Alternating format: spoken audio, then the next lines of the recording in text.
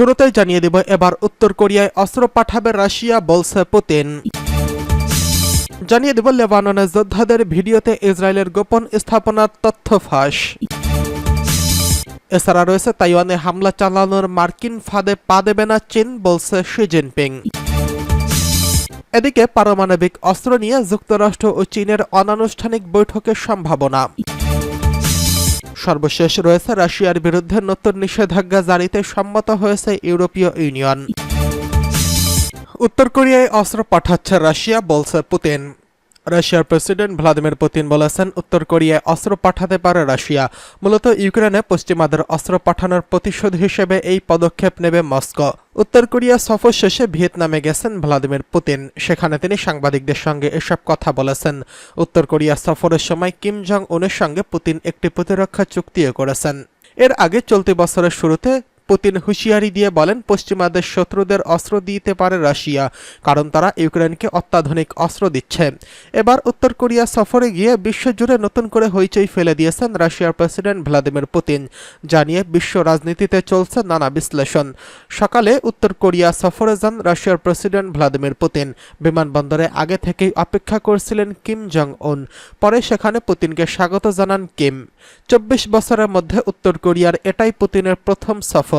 ইউক্রেনে হামলার পর মস্কো ও পিয়ংইয়ং এর মধ্যে সম্পর্ক আরও জোরালো হয়েছে, কারণ দুই দেশই পশ্চিমাদের নিষেধাজ্ঞার বিরুদ্ধে লড়েই চলেছে। এদিকে লেবাননের যোদ্ধাদের ভিডিওতে ইসরায়েলের গোপন স্থাপনার তথ্য ফাঁস।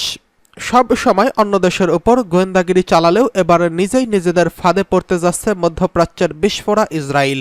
দেশটির সব গোপন স্থাপনার অবস্থান ফাঁস করে দিয়েছে হিজবুল্লাহ। এর ফলে নিরাপত্তা সংক্রান্ত ইস্যুতে বিপদেই পড়ে যাচ্ছে ইসরায়েল। এসব গুরুত্বপূর্ণ সামরিক ও বেসামরিক স্থাপনা। ইসরায়েল আশঙ্কা করছে যে কোনো সময় এসব স্থাপনায় হামলা চালাতে পারে হিজবুল্লাহ ও হামাস। ইসরায়েলের সামরিক ও বেসামরিক স্থাপনার একটি ভিডিও প্রকাশ করেছে ইরান সমর্থিত লেবাননের সংগঠন হিজবুল্লাহ। প্রায় 10 মিনিটের ওই ভিডিওটিতে ড্রোন দিয়ে ধারণ করা হয়েছে বলে জানিয়েছে ইসরায়েল।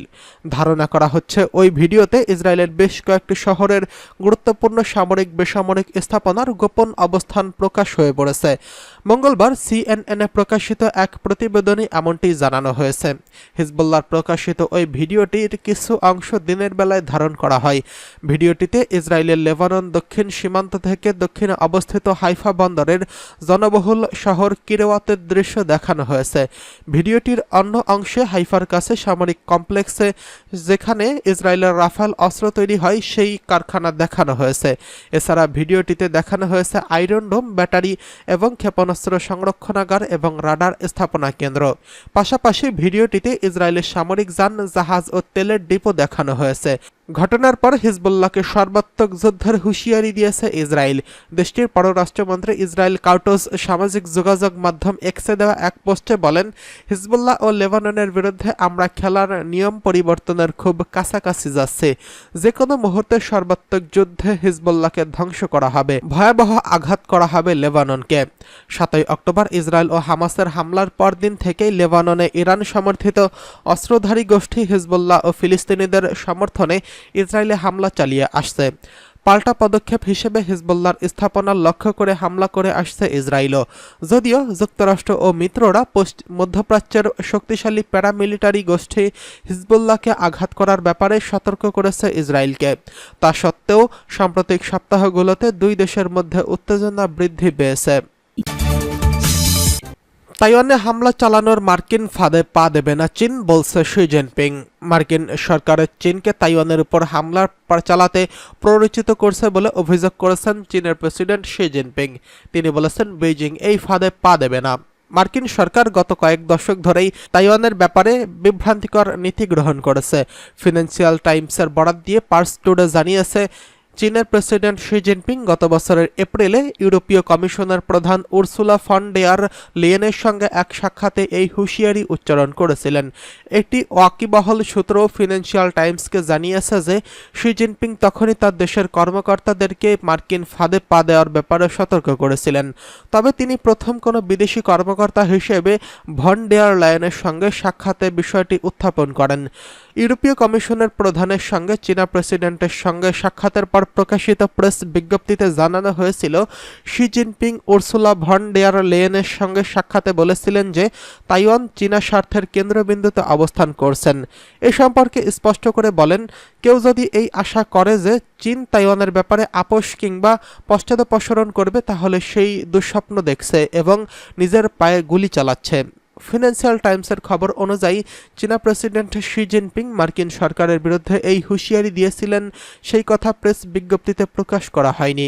এই সম্পর্কে কিংস কলেজ লন্ডনের চায়না লাইফ ইনস্টিটিউটের পরিচালক কেরি ব্রাউন এক সাক্ষাৎকারে বিজনেস ইসরায়েলকে বলেছেন, শি জিনপিংয়ের এই সতর্কতা ইঙ্গিত বহন করে যে চীন মার্কিন যুক্তরাষ্ট্রের সাম্প্রতিক আক্রমণাত্মক আচরণে সত্যি বিস্মিত হয়েছে এবং চমকে গেছে।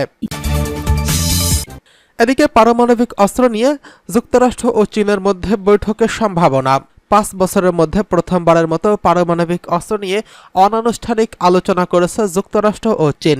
গত মার্চে আধা সরকারি এবং পারমাণবিক অস্ত্র আলোচনা পুনরায় শুরু করা নিয়ে দেশ দুটি আলোচনা করছে।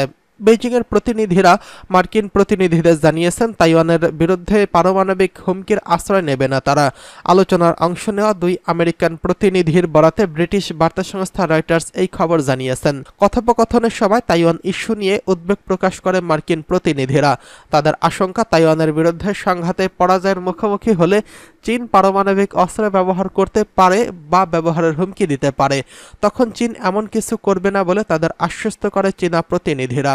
স্বায়ত্তশাসিত দ্বীপরাষ্ট্র তাইওয়ানকে নিজ ভূখণ্ডের অংশ বলে দাবি করে চীন, তবে দেশটির এমন দাবি দৃঢ়ভাবে প্রত্যাখ্যান করে আসছে তাইওয়ান। ট্র্যাক 2 নামক ওই আলোচনায় মার্কিন সংগঠক স্কলার ডেভিড বলেছেন, মার্কিন পক্ষকে চীন বলেছে এই বিষয়ে তারা পুরোপুরি নিশ্চিত যে পারমাণবিক অস্ত্র ব্যবহার না করেই তাইওয়ানের বিরুদ্ধে একটি প্রচলিত লড়াইয়ে জয়লাভ করবে চীন। ট্র্যাক 2 আলোচনার অংশগ্রহণকারীরা সাধারণত সাবেক কর্মকর্তা ও শিক্ষাবিদ হয়ে থাকেন, যারা সরকারের অবস্থানের উপর কর্তৃত্ব নিয়ে কথা বলতে পারেন, যদিও তারা সরকারের সঙ্গে সরাসরি জড়িত নয়। আবার সরকার থেকে সরকারের মধ্যকার আলোচনা ট্র্যাক 1 নামে পরিচিত। সাংহাই হোটেলের কনফারেন্স রুমে অনুষ্ঠিত 2 দিনের আলোচনায় সাবেক কর্মকর্তা ও স্কলার সহ প্রায় অর্ধ ডজন প্রতিনিধি ওয়াশিংটনের প্রতিনিধিত্ব করছিলেন। এদিকে রাশিয়ার বিরুদ্ধে নতুন নিষেধাজ্ঞা জারিতে সম্মত হয়েছে ইউরোপীয় ইউনিয়ন। ইউক্রেনে অভিযান চালানোয় রাশিয়ার বিরুদ্ধে 14তম নিষেধাজ্ঞা প্যাকেজ সম্মত হয়েছে ইউরোপীয় ইউনিয়নের দেশগুলো। কূটনৈতিকরা বলেছেন, এর মধ্যে ইইউ জলীয় সময় রুশ তরিলিখিত প্রাকৃতিক গ্যাস আবারও রফতানির উপর নিষেধাজ্ঞা অন্তর্ভুক্ত। ব্রিটিশ বার্তা সংস্থা রয়টার্স এই খবর জানিয়েছেন। নতুন করে 47টি সংস্থা এবং 69 ব্যক্তিকে ইইউ এর নিষেধাজ্ঞার তালিকায় যুক্ত করা হলো। এর ফলে রাশিয়া অন্তত 2200 প্রতিষ্ঠান ও ব্যক্তির উপর নিষেধাজ্ঞা জারি করা হলো। আগামী সোমবার ইউরোপীয় ইউনিয়নের পররাষ্ট্রমন্ত্রীরা মিলিত হলে প্যাকেজটি আনুষ্ঠানিকভাবে অনুমোদন হবে বলে আশা করা হচ্ছে। কূটনৈতিকরা বলেছেন, ইইউ এর দেশগুলোর অনুমোদিত সংস্থার তালিকায় ট্যাঙ্কার যুক্ত করেছে। সেই সঙ্গে 2টি রাশিয়ান মালিকানাধীন জাহাজ উত্তর কোরিয়া থেকে সামরিক সরঞ্জামাদি নিয়ে যাচ্ছে, সেগুলোকেও নিষেধাজ্ঞার আওতায় এনেছে। এদিকে আগামী 1 জুলাই ইইউ এর প্রেসিডেন্সির দায়িত্বে রয়েছে বেলজিয়াম। সামাজিক যোগাযোগ মাধ্যম এক্সে বেলজিয়াম জানিয়েছে, বিদ্যমান নিষেধাজ্ঞার প্রভাবকে সর্বাধিক করে তুলবে এই নিষেধাজ্ঞা।